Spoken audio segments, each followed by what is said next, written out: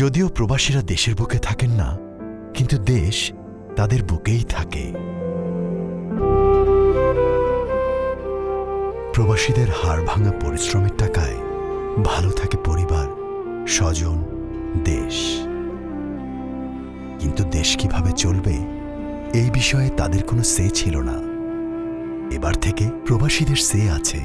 দেশের ইতিহাসে প্রথমবারের মতো পোস্টাল ভোটের মাধ্যমে প্রবাসীরা গণভোট এবং জাতীয় সংসদ নির্বাচনে ভোট দিতে পারবেন।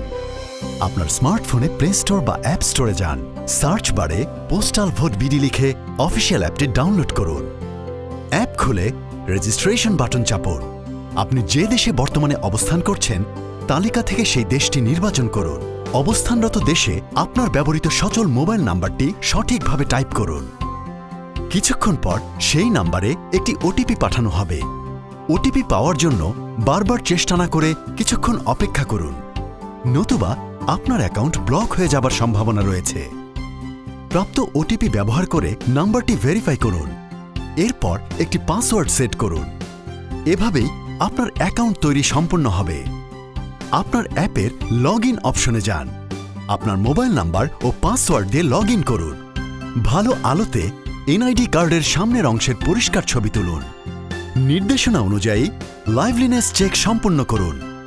মুখে মাস্ক, চোখে গ্লাসেস বা মাথায় ক্যাপ থাকবে না।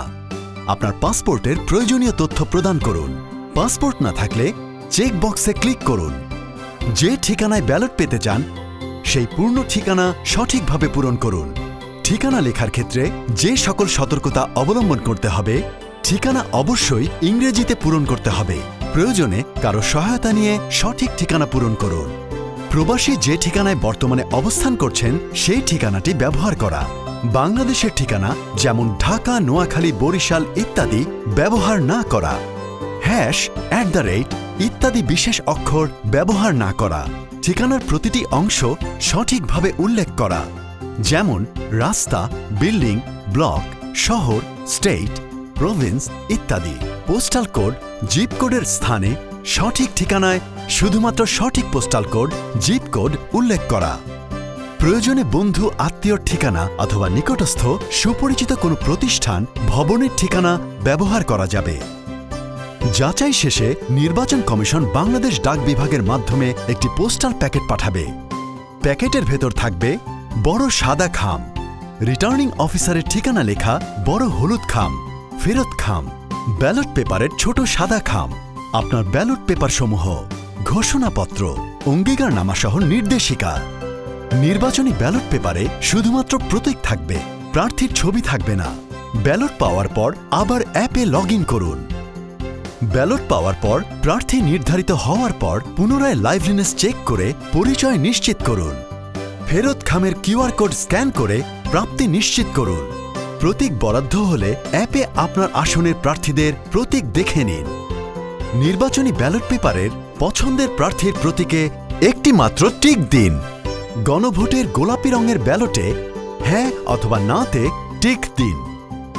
উভয় ব্যালট পেপার ছোট সাদা খামে ভরে ভালোভাবে বন্ধ করুন।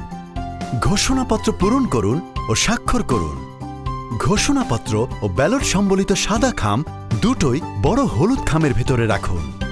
বড় হলুদ খামটি সিল করে বন্ধ করুন। যত দ্রুত সম্ভব নিকটস্থ পোস্ট অফিস বা পোস্টাল বক্সে খামটি জমা দিন।